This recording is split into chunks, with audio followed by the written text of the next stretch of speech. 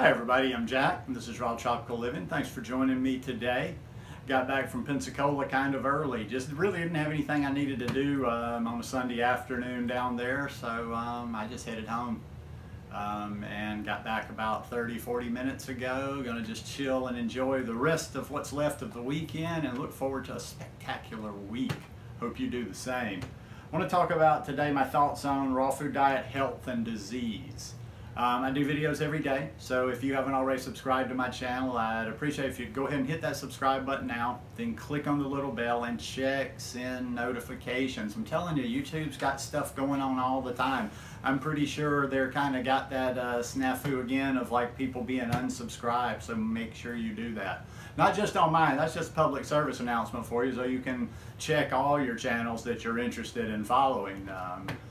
This video today, I kind of had some thoughts leaning in this direction about the diet, the raw food diet, whole food plant-based diet in general, and disease. And had some interesting conversations with some vegans yesterday, and I just always get little nuggets here and there that'll trigger something. So I felt like doing this video today. I went to this little social yesterday, and it's just vegan people, and it's good vegan people. I'm really enjoying, like, it's not a lot that I've done it, but I'm enjoying these interactions that I have in Pensacola with just regular vegan folks. It's nice to step out of the online world of the never-ending babble of raw, raw, raw, raw, raw, raw. It kind of just gets grating on me, and it's kind of annoying sometimes. And I like a fresh perspective, and I like to get input and information, and I listen a lot to people that are just vegan. Just vegan. Why am I saying just vegan? That's actually the most important thing. The raw stuff is just bonus. Vegan, that's what it's all about. But there's a healthier way of doing it too. And as I was talking to this couple yesterday. They were real interesting. They were probably maybe my age, a little bit older. They were from somewhere out northwest, and they had retired down to Pensacola. And they'd only been vegan for about 6 months, so I was really interested, and we were talking in some of their resources, and one of the main books that they had read after they came to this lifestyle was Dr. Greger, How Not to Die, which I told him, I said, oh, that's a great book. Although I haven't read that book, you know, I've used and watched and listened to Dr. Greger's info for a lot of years. And I just got talking general health info with them. You know, I'm always trying to recommend people Forks Over Knives, that magazine that I've bought from time to time and shared with people. I told them there's like a lot of good recipes in there, and there are. And I don't know, it just kind of, like I say, it really boiled back down to what my belief is on this lifestyle and why I do what I do and kind of how my beliefs are. Number one, I think it's like, I do believe, and I say this over and over and over, but you have to repeat. I've found you have to repeat yourself on YouTube and social media, because if you're assuming, you're kind of being arrogant, because then if I'm not repeating myself, I'm assuming that everybody that watches one video consumes all my content, so they may not have heard me say this. I always say, I feel, for me personally, the raw food diet is the best. When I'm fully raw, when I'm able to be fully raw, I feel my absolute best. But as I'm talking to people and we're talking about preventing disease, and I'm thinking about reality, and I'm thinking about practicality, I like to talk more about a whole food plant-based lifestyle. I tend to talk about, I brought up Esselstyn yesterday. I said, oh, have you ever come across Dr. Esselstyn's information? They had come across his stuff. They had come across Rip Esselstyn's stuff too, in his books, you know, his recipe books he did for his fire crew. It's out in Texas, I believe. And we just got to talking, and in that moment, you know, I took things from that myself. I'm like, that's really where the life-saving stuff is right there. And that's the message that I take to the general public. You know, what I do here, this is very niche. This is very, you know, people are keywording when they come to YouTube. But out in the real world, I try to judge, and I try to read what I think people are going to actually use, what they're going to resonate with. And in most cases, in my day-to-day, in the real world, if I come across someone that's plant-based, or if I come across someone that's open to plant-based or open to more plant-based, I just know that a good lot of them are not going to be interested or be as interested, or that's not going to grab them if I go straight into the version of how I do it. Now, I did share that. I did share with a number of people, you know, like, this is kind of fun, and I was, you know, I ate some sweet potato waffle fries. But I shared with people, I said, yeah, normally, I mean, I prefer to eat all raw, and most of the time I'm eating fruit, and they were interested. But I didn't beat them over the head with that. And I was thinking, now what if I had brought like just your average raw vegan from any of the number of groups that I've been in over the years? That average raw vegan would have, like, well, I'm not saying everybody, but so many of them, they would have been annoying there. All they would have been doing is, well, you know, raw. Well, you know, raw. They would have just been preaching the raw message. They'd have been beating people over the head with it. I told them something, you know, I am vegan. I talk plant-based sometimes, I talk vegan, I talk raw vegan, and I was talking about how I came to this lifestyle for health purposes, but almost simultaneously or very close, the connection was totally ethical. And I told them also too that the ethical connection is so strong that even if I found out information tomorrow that I'm not going to find this information, but even if I found out tomorrow that I needed some animal product, that I did need some animal product, I wouldn't do it. I would just have to miss that. You know, if there was no other way I could supplement it without it. But, and somebody will say, well, there's this information, there's that. I haven't seen anything that convinces me yet that I need it.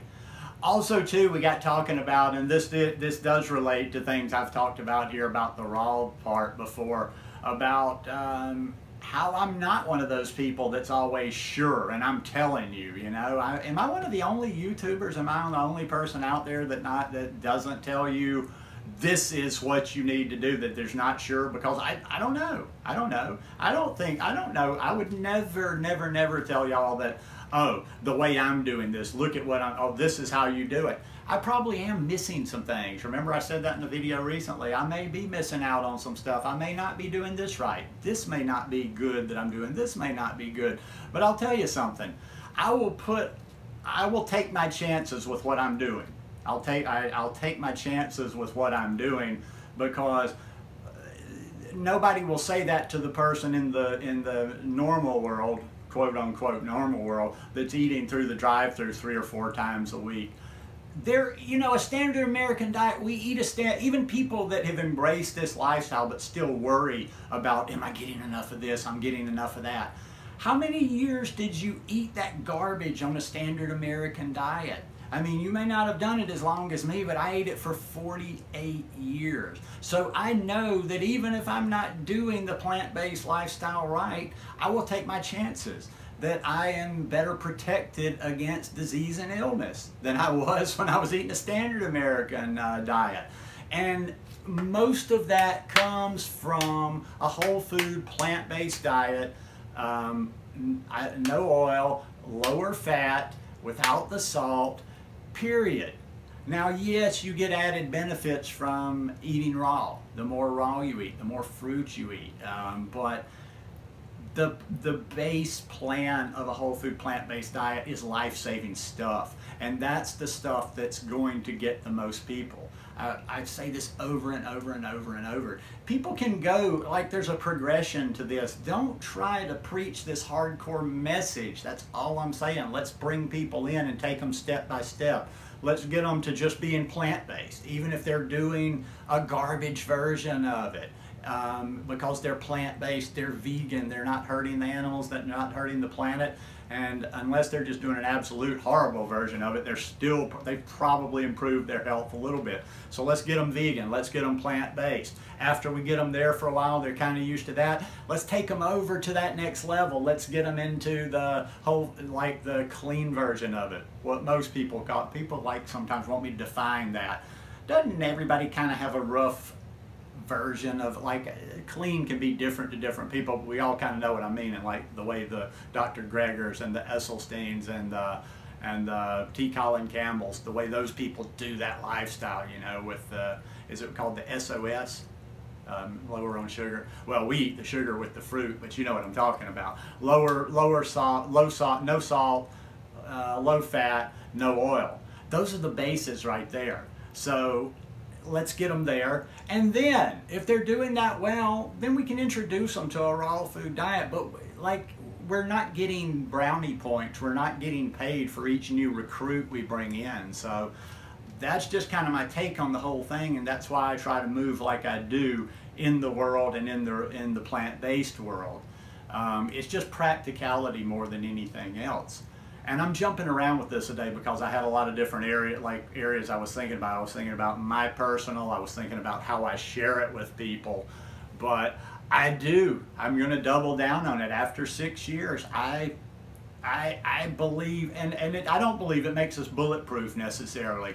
And I can sometimes, that kind of a little bit irks me when I'm having conversations with other raw foodists or just even other vegans, plant-based people, and they're so far out in woo-woo land that they just like, it's going to solve, get rid of, prevent anything out there.